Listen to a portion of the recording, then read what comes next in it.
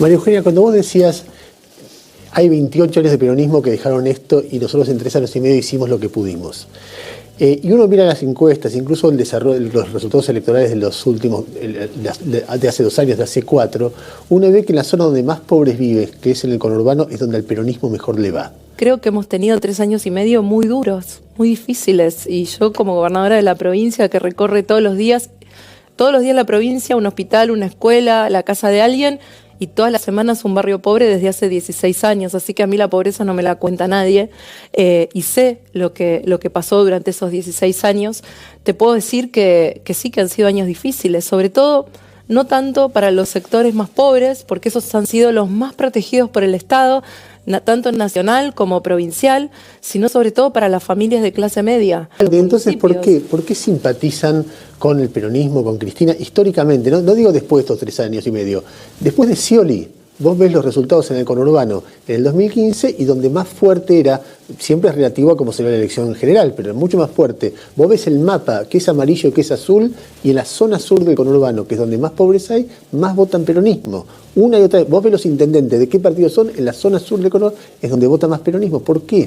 Mira, yo siento que primero el peronismo tiene una historia, ¿no?, de defensa de la igualdad de derechos, que seguramente explica parte de eso, pero yo creo que muchas familias pobres nos han acompañado en el 2015, en el 2017 y también lo van a volver a hacer ahora. Pero María Eugenia, si uno mira los indicadores de la provincia, digamos, del diciembre del 2015 a hoy hay más pobres, hoy la provincia tiene más desempleo, el conurbano tiene el desempleo más alto del país, o sea, todos los indicadores se empeoraron. Hoy los niveles de pobreza son similares a los que cuando terminó el kirchnerismo, y eso no es algo que me enorgullezca, es algo que me duele, Estamos en 35%. Y estábamos en niveles muy parecidos en conurbano, estábamos muy parecidos cuando el INDEC hizo el primer relevamiento de pobreza, muy parecidos. Es cierto que el primer relevamiento viene después de la primera evaluación, o sea, por problemas de cómo había sido manipulado el INDEC en la época del kirchnerismo. En alguna línea de base tenemos que tomar. No, está bien, pero toman ya, digamos, una primera, pero de todas maneras está más alto, incluso de la primera medición del macrismo, que ya toma en cuenta la primera de evaluación. Y lo segundo que tengo para decirte sobre eso, ¿no?, sobre la pobreza que sigue doliendo más allá de cualquier número, ¿no? O sea, son personas, detrás de ese número que mide el INDEC hay personas y hay familias, y la pobreza no es solamente un problema de ingresos, porque si vos ves la cobertura de la asignación universal por hijo, cuando llegamos era del 90% para todos los chicos de familias pobres de la provincia y hoy es del 97%. No es solamente un problema de ingresos. Pero también... si uno mira la medición de la UCA, que es multidimensional y que había visto una mejora con las obras del 2007, vuelve a empeorar. Digo, hoy por hoy todos los indicadores son peores. Y el desempleo, además, digo, el conurbano,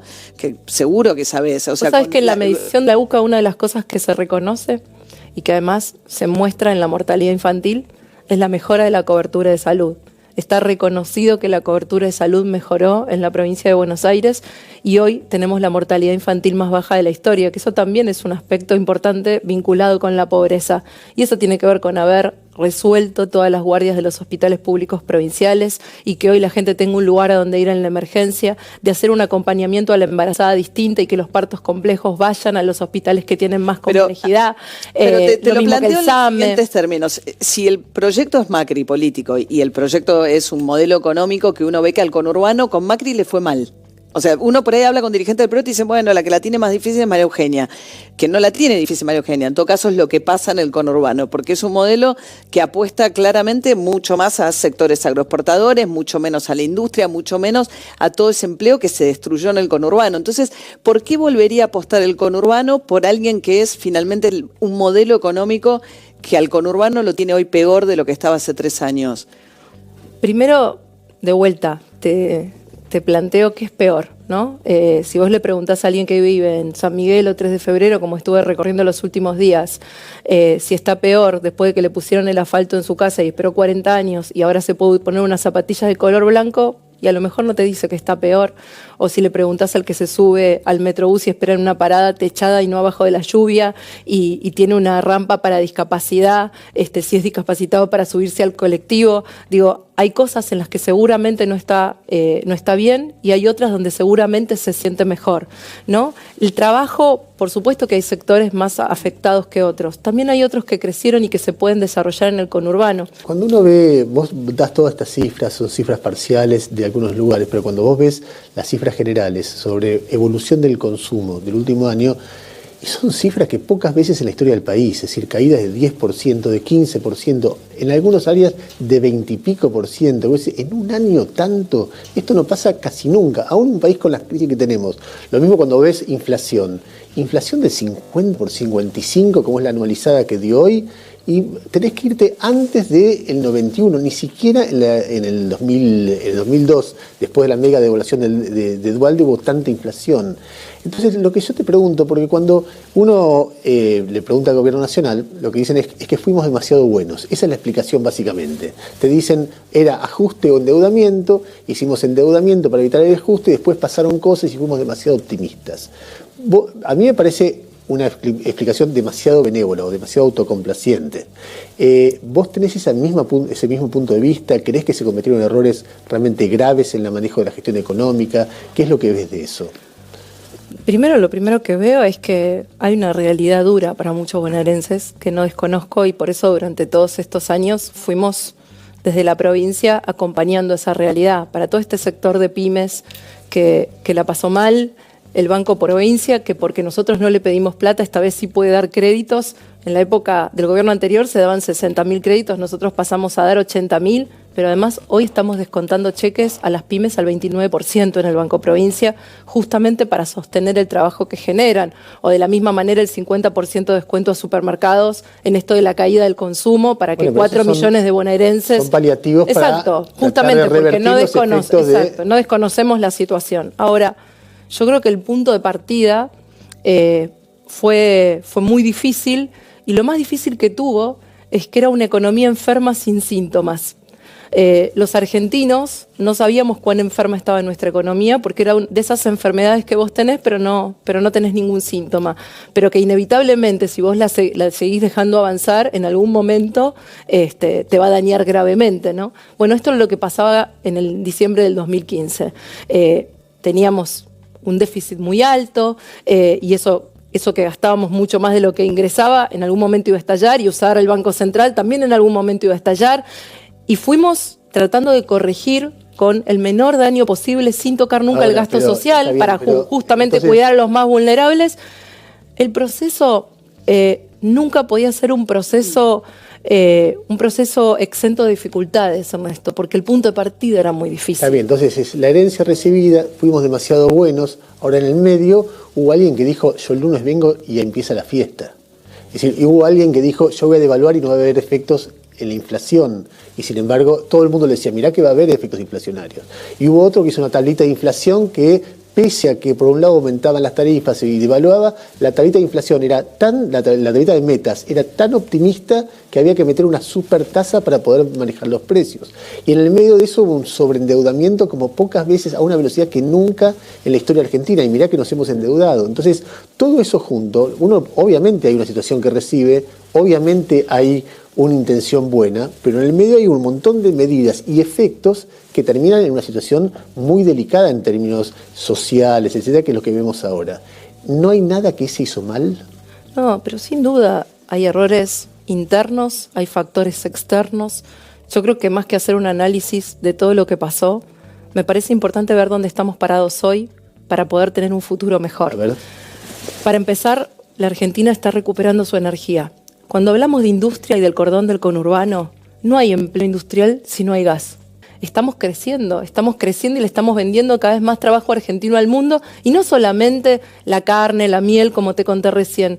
Esta mañana le mandé un mensaje a unos chicos de unas pymes de Vicente López que venden condimentos a Israel. También está pasando que 1.600 pymes de la provincia le venden productos argentinos al mundo. Nos ponemos contentos. Todo lo que muestran las estadísticas es que lo único que aumentó fue el trabajo precario, digamos que todo el proceso, hubo destrucción del empleo, que Macri decía que iba a servir para bajar la pobreza, que era el empleo privado de calidad, y el único empleo que creció, y menos que todavía, que digamos que la cantidad de gente que salió a buscar trabajo porque dejó de alcanzar el sueldo que llegaban a la casa con la pérdida de poder adquisitivo el año pasado, todo el empleo que se construyó estos años fue empleo precario. Bueno, ahí tengo una diferencia en el análisis. El empleo, comparado, empleo 2015, empleo 2019, tenés 500.000 puestos más de trabajo. Tenés más desocupación. ¿Por qué tenés más desocupación? Porque tenés el crecimiento de la población, de gente que antes no trabajaba y que ahora es más grande y sale a buscar trabajo, y también de gente que busca un segundo trabajo. Pero no tenés destrucción de empleo, tenés más empleo que no alcanza para la demanda que tenés. Que el empleo industrial se destruyó un montón. El empleo industrial que se destruyó se sustituyó un poco por el empleo precario. Y la gente... No, siempre estoy hablando de empleo registrado yo, ¿eh? No estoy hablando de empleo formal. No, pero precario quiero decir en relación... blanco. No, está bien, pero monotributista, lo que aumentó es monotributista, digamos, el empleo... Una cosa es el empleo negro y otra cosa es el empleo registrado. El empleo Cuando digo precario, digo que lo que subió, lo que se destruyó mucho empleo industrial y lo que creció es el empleo, digamos, el monotributista, el que no tiene una relación de dependencia, que no es negro, pero es precario. No tiene relación de dependencia, pero si es monotributista, tiene obra social y tiene asignación familiar, una asignación universal por hijo, igual que cualquier otro trabajador en blanco, sí. Sí, lo que digo es, hubo una sustitución del empleo, en todo caso, mejor calidad de empleo, por un empleo de un poco peor calidad. Y además hubo gente que salió a buscar laburo porque dejó de alcanzar la plata en los hogares, porque hubo una pérdida de poder adquisitivo del 15% el año pasado. Entonces empezó a no alcanzar el ingreso que había en la casa. Y el que laburaba un poco por ahí salió a buscar un laburo y alguien que no buscaba laburo salió a buscar laburo. Tenemos ahí la lista de presidentes. Son los mandatos de cada presidente, es decir, están divididos por mandato. ¿Te animas a ubicarlos de mejor a peor? Si querés pararte, puedes venir. De mejor a peor. Claro, el mejor lo ponemos acá arriba y ahí en diagonal así, o podés poner varios en el mismo lugar. Sí, claro, ¿no? Bueno, sin duda, al mejor fue el de Alfonsín, ¿no? Por honestidad, por coraje. La historia al final le terminó dando el reconocimiento que se merecía. Totalmente. ¿No? Es difícil evaluar a los más recientes. Siempre se requiere, ¿no? Dejá Macri para el final, al final lo pones. Siempre se requiere perspectiva histórica. Tenés 2 Cristinas, 2 Menem, un Duhalde, un Kirchner, un de la Rúa. No hay mucho para elegir, ¿no? Bueno, en segundo orden, aunque no fue un presidente elegido por la gente, lo pondría Duhalde, porque afrontó una situación muy difícil de la Argentina y por el plan Jefes y Jefas, que creo que fue el producto del diálogo social con la Iglesia y que ayudó a muchísima gente que en ese momento estaba realmente en una situación desesperada. Así que, más allá de que yo no comparto lo que hizo en la provincia de Buenos Aires y es parte de la provincia del pasado que yo quiero dejar atrás, le respeto que como presidente democrático agarró una situación difícil y la sacó adelante. Te ayudo, ahí lo pones a Macri, supongo. No, es que, ¿sabes qué? Me parece que Macri tiene que quedar afuera. Bueno, listo, lo dejamos Macri afuera. tiene que quedar afuera porque todavía no terminó. Y además, ¿no? Porque te comprende la generalidad de la ley. Y porque a mí también me comprende, ¿no? Me parece que no sería justo evaluarme a mí misma. Si te ayuda, podés empezar de abajo hacia arriba. Claro. No, sin duda pondría después los 2 periodos de Menem. Lo pondría todo junto. Bueno. Obviamente siento que hay una distancia enorme entre esto y todo lo demás, ¿no? Bueno, lo ponemos un poquito más abajo. No, definitivamente. También. No, para mí viene esto y todo esto viene mucho más abajo, ¿no? De la Rúa. Arriba debe ser de las primeras que no deja de la Rúa el fondo. Y sin duda toda la etapa kirchnerista. Pero primero Néstor y a Cristina la dejaría al final. ¿Y de la Rúa por arriba de los Kirchner? Yo creo que de la Rúa fue un gobierno honesto, que sin duda dejó a la Argentina en una crisis profunda, pero que no fue solo responsabilidad de él, también hubo algo acá, ¿no? Digamos, pensar que toda la crisis del 2001 es culpa del gobierno que empezó en el 99 es no conocer lo que se gestó en esta Argentina, ¿no? Que también fue parte.